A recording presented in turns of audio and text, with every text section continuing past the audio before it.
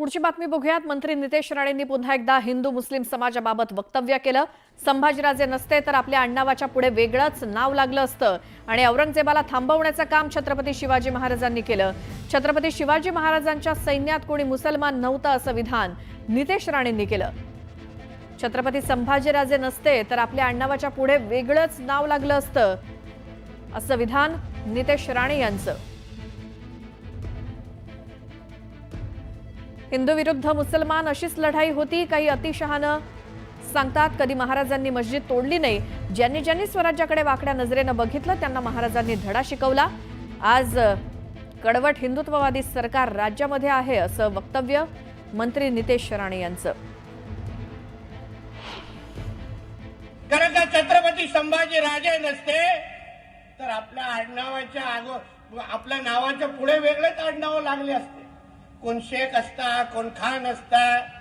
आता जे काही हिंदू आडनाव लागलेत ना ते फक्त छत्रपती संभाजी महाराजांमुळेच आहे असं मानणाऱ्यापैकी आम्ही आहोत।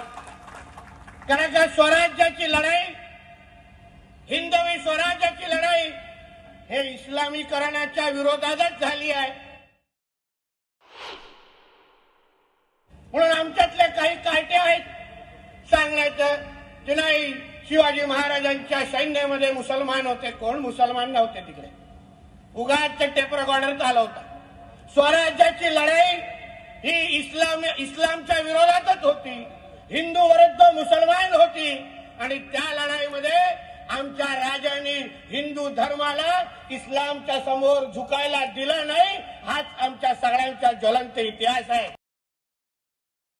खासदार संजय राऊत यांनी नितेश राणेंवर निशाणा साधला। या देशामध्ये दंगली घडवण्याचा काहींचा कट असल्याचा आरोप राऊतांनी केला।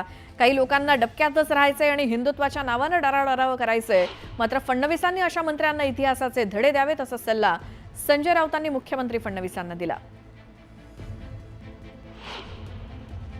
महाराष्ट्रात असतील, युद्धभूमीवर असतील, कारगिलच्या युद्धात पहा, आताही पहा, मुसलमान सैनिकांनी प्राणाचं बलिदान देऊन या देशाचं रक्षण केलेलं आहे। तुम्हाला हा इतिहास आणि हे वर्तमान तुम्हाला बदलता येणार नाही, कळलं?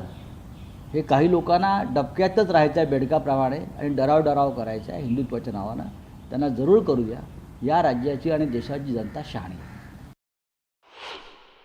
म्हणजे शाळेत गेले नाहीत, ज्यांचं वाचन संस्कृतीशी संबंध आला नाही, ज्यांना इतिहास ज्ञात नाही, ज्यांना फक्त मटणाची दुकानच दिसतात,